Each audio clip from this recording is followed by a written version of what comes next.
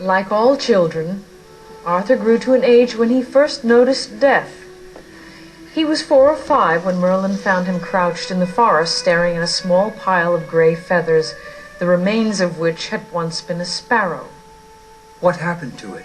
That depends. On what? On how you look at it. Mortals would call that a dead bird. By dead, they mean that its life has been destroyed. Wiser mortals, however, look deeper. They see that death is just a rearrangement. The stuff that the bird was made of is returning to earth to blend with the elements that gave it birth. The boy thought a moment. Why does seeing this thing make me afraid? Memory.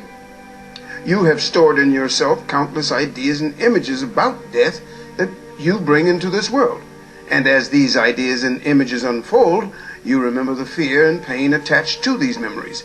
If you had no images of death, you would not fear it. The boy Arthur was too young to understand all that Merlin had said, but he was satisfied until a few years later when it first dawned upon him that death might be something that could happen to himself and not just animals. I think that I am likely to grow more and more afraid of death, he said one day, when he and Merlin were sitting on a warm rock by a stream in the first faint warmth of spring. As you grow up and experience more of the world, your memories come back stronger and stronger. You see more evidence of the fleeting nature of things, and your mind fears that in the great flood of change, you will one day be swept away. Mortals fear death because they are afraid of loss. Yet consider this. When you see a creature that has died, can you really say what part of it has been lost? After its last breath, the body weighs the same, cells are the same, only the breath is missing, and whatever lies beyond the breath, you cannot see. So why does your fear keep telling you that to die is to lose everything? Because your mind thinks literally.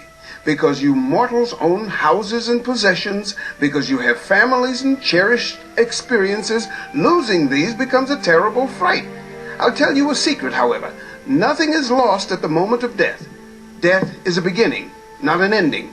When mortals fear death, they are only holding on to their memories. All that is ever lost are past images that should be let go of. Take the wizard's view and welcome all losses. For every one of them singles some new beginning. The exchange of the old for the new, even the ultimate loss you fear as death. I'll try, but there are lots of things I don't want to lose. Merlin gave his pupil a sympathetic nod. Just loosen your grasp a little then, and remember, whatever you hold on to is already dead, because it is past. Die to every moment, and you will discover the way to everlasting life.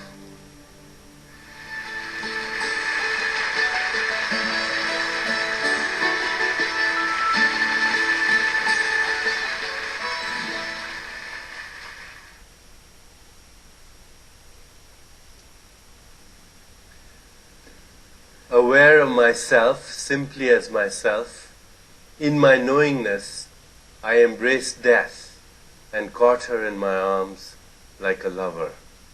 In my death was my certainty of existence, never to be born, never to cease to be. Whatever I had lost was temporary and unreal. When I looked in the ashes, and looked well, in the rubble of devastation and disorder, there were buried hidden treasures.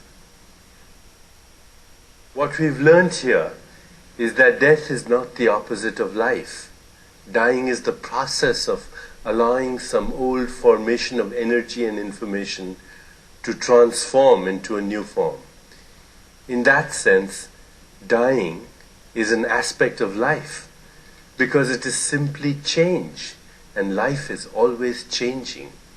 The real opposite of life is stagnation, for unless it is allowed to flow, life isn't what it's supposed to be.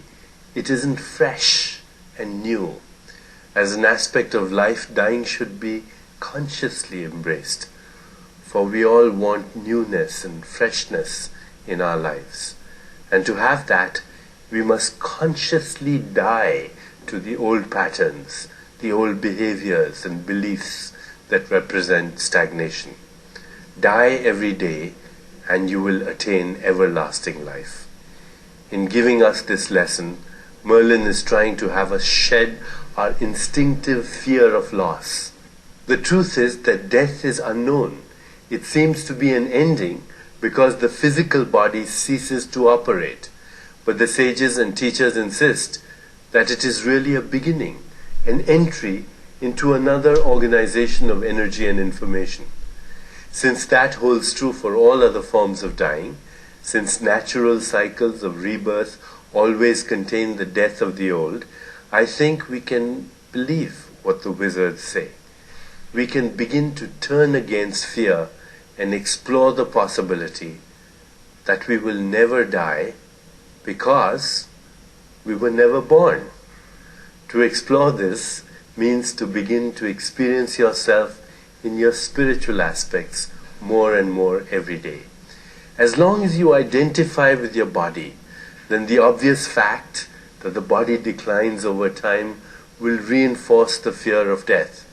Whereas if you experience that part of yourself that is at peace and ever unchanging, you open the door to experiences that are beyond fear. These are the creative experiences that make you the creator of your own existence. In the next story, Merlin doesn't appear, but he indirectly answers our deepest worry that God doesn't care for us, that we are left alone in this world to suffer and doubt.